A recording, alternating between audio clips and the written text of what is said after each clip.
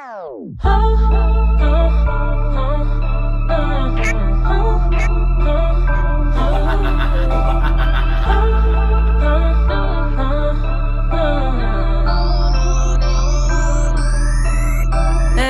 looks like your time ran out. I give you too many chances. Can't put up with you, boy, so sad to say I'm finished. You pushed me to my limit, so it's time for me to leave. But my heart wants me to stay. Gotta do what's best for me. Can we unilaterally leave the backstop? Yes or no? We can't, can we? But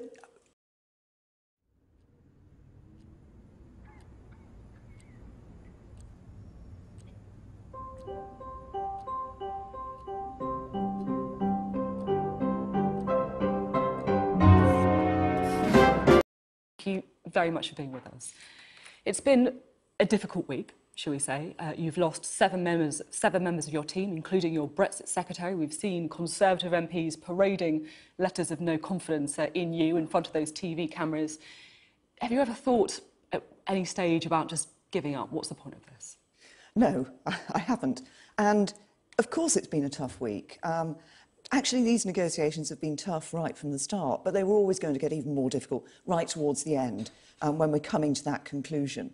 But what I think is this isn't about me. It's actually about what's right for the people of this country. It's about what's in the national interest. That's what drives me, and that's what I'm being driven to deliver. That's what I want to deliver for people, and that's what I believe this deal does. I think it is the right deal in the national interest.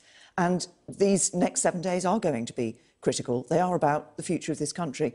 It's about people's jobs, it's about their livelihoods, it's about the future for their children and grandchildren.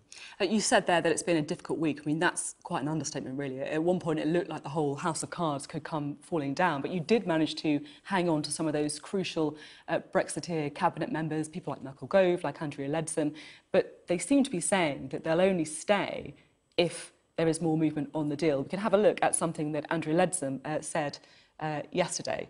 She said there is still more to be done and we do still have time before the EU Council. Is she right? Is there any space for more manoeuvre? Well, there is indeed more negotiation taking place, and nothing is agreed until everything is agreed. But perhaps I could explain the nature of the deal, because actually there are two parts to this deal. There's what you might be called the leaving part of the deal, and then there's the future relationship, the future deal that we're going to have with the European Union. What that future deal does is delivers on the vote that people gave us in the referendum in 2016. It delivers a Brexit that brings back control of our money, our laws and our borders.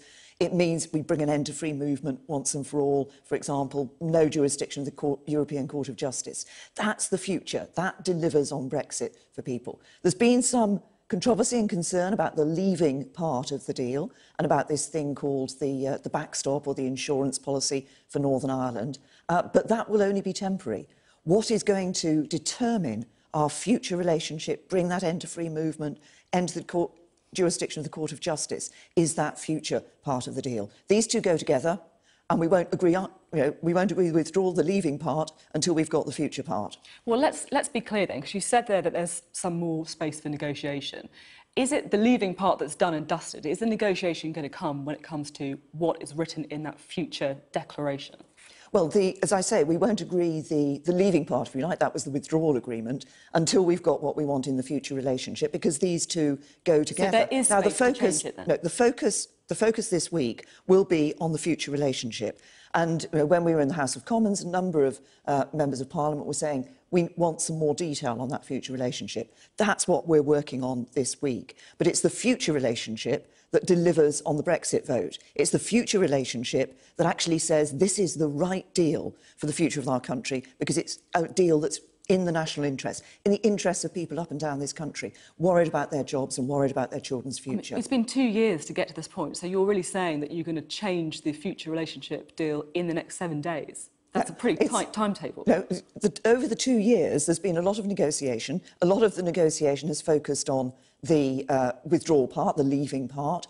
And just to give an example, Sophie, right at the very beginning, I said for those people from the European Union living here in the UK and UK citizens who are living in the other 27 countries of the European Union, we need to make sure that their life choice is protected, their rights are protected. So, there was early negotiation on that, for example. What we're now focusing on is getting in that more detail on what the future relationship will be, so that we make sure that we deliver for people. That's what this is about. What are you it's doing? about delivering Brexit for people. What are you going to do then in the next 7 days? Because it's not long. We will be negotiating. I'll be going back to Brussels. We will be negotiating. So when are you going back to Brussels? Well, the negotiating teams are working as we speak, and obviously which day I go back to Brussels, when I go back, will determine how partly be about how those negotiations go.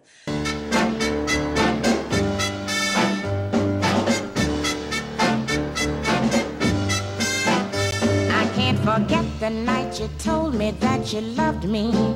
The stars were shining so bright. How could I constantly resist you when your lips were sweet and your arms held me tight? You said you'd give me your heart, but you just lied to me from the start.